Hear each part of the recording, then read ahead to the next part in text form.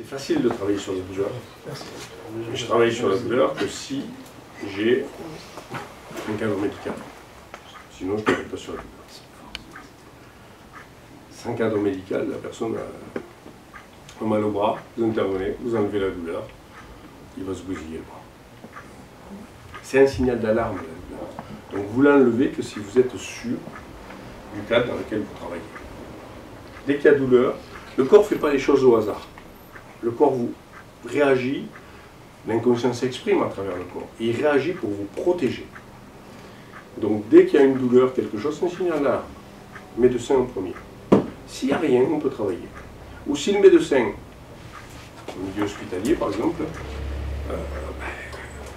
il est arrivé à Virginie d'intervenir à l'hôpital américain de Neuilly sur des sujets sur lesquels on ne pouvait pas aller au-delà de la dose qui sortait d'opération. Aller au-delà de la dose qu'ils avaient mis de produit, ils ne pouvaient pas. Donc Virginie est intervenue et en hypnose a enlevé la douleur. C'est pas compliqué, mais on le fait que dans un cadre bien précis. Sinon, il y a une grosse prise de risque. C'est psychologique et on somatise, quand on somatise, c'est possible. C'est douleur psychologique, oui, tout à fait. Le corps somatise. Ouais. Mais la douleur, c'est un élément assez... on peut apprendre à la personne, sur des douleurs qui sont récurrentes, qui reviennent, à la traiter elle-même. On a beaucoup de techniques de distorsion du temps, des choses comme ça qui vont contracter les moments de douleur qui sont inévitables. Par exemple, en milieu médical, vous avez des fois des moments de douleur qui vont être inévitables. Là, on peut contracter le temps de manière à ce que le temps paraisse à la personne beaucoup plus court. Et rallonger les temps où elle va bien.